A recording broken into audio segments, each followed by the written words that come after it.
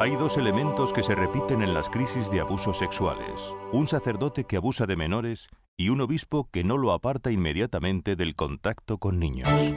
El 6 de enero de 2002, el Boston Globe publicó la historia del sacerdote John Geoghegan, quien durante 30 años había abusado de más de 130 niños. El cardenal de Boston, Bernard Law, pensaba que para atenuar el problema bastaba cambiar de parroquia al sacerdote. Por eso, John Geoghegan pasó por media docena de parroquias. Un cambio cada vez que los padres denunciaban al arzobispado los abusos que el sacerdote cometía con sus hijos. El caso Geoghegan desató una oleada de denuncias contra otros obispos norteamericanos que también habían preferido evitar el escándalo en lugar de anteponer la seguridad de los niños.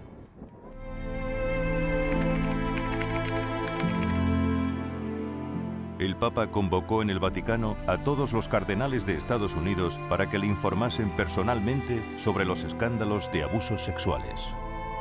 Todos deben saber que no hay sitio en el sacerdocio y en la vida religiosa para quienes hacen daño a los jóvenes.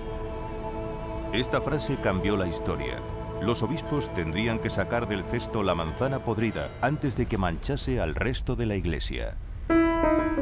Tras el encuentro en el Vaticano, todos los obispos americanos se reunieron en Dallas y firmaron un documento titulado Carta para la Protección de Niños y Jóvenes. Proponen que sea obligatorio para el obispo denunciar el abuso a las autoridades y que se expulse al sacerdote tras el primer delito contra un menor. Para que las indicaciones se conviertan en normas obligatorias para los obispos, es necesaria la autorización del Vaticano. 4 obispos americanos viajaron a Roma para negociar una fórmula que les permitiese expulsar inmediatamente a los sacerdotes culpables. Algunos altos cargos del Vaticano pensaban que esta política agresiva conocida como un fallo y te vas era lo que la Iglesia necesitaba. Otros se opusieron totalmente porque la veían como una traición a la larga tradición del derecho canónico de la Iglesia. Se intenta que el castigo sea acorde al delito y deja al legislador, que es el juez y que normalmente es el obispo, un gran margen de discreción a la hora de decidir qué se debe hacer. Solo un cardenal apoya plenamente en su determinación a los 4 obispos americanos: el prefecto de la Congregación para la Doctrina de la Fe, Joseph Ratzinger. Su apoyo es decisivo para obtener lo que buscaban, y gracias a él lo consiguen. Los obispos americanos propusieron no solo un conjunto de políticas, sino normas reales obligatorias. Vinieron a Roma para conseguir la aprobación, lo que técnicamente se llama recognitio, y después de cierto regateo la consiguieron. Así que en 2002 no tenemos solo un clima de buena voluntad o de acuerdos entre caballeros, sino una ley que los obispos están obligados a seguir. Como resultado, las propuestas se convirtieron en las Essential Norms, normas esenciales, obligatorias para cada obispo americano. Las normas se aprobaron el 8 de diciembre de 2002. A partir de ese momento, comienza en Estados Unidos la expulsión de sacerdotes culpables y la dimisión de obispos que no habían sido enérgicos ante el problema.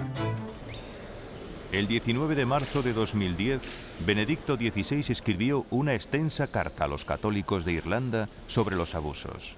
En la carta, el Papa identificaba 4 circunstancias que han agravado esta crisis: la inadecuada selección de los candidatos al sacerdocio, la insuficiente formación espiritual y moral en los seminarios, la tendencia social a proteger a los clérigos, una preocupación errónea por la reputación de la Iglesia y por evitar escándalos, que lleva a no aplicar las penas canónicas y a no salvaguardar la dignidad de las víctimas como personas humanas. Durante décadas existía la cultura de proteger el buen nombre de la Iglesia. Significaba mantener el abuso escondido.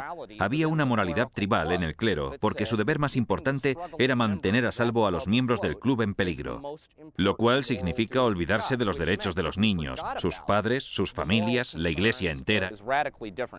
Hoy la situación es completamente diferente. Si llega una acusación creíble contra un sacerdote católico en cualquier lugar del mundo, puedes estar seguro de que sucederán 2 cosas. 1, el obispo retirará del ministerio al sacerdote. Y 2, será denunciado a la policía. El abuso de menores es una herida grave. por desgracia tan antigua como la humanidad. Pero es mucho más dolorosa cuando la provoca una persona que dedica su vida a Dios. Por eso, las buenas intenciones no bastan.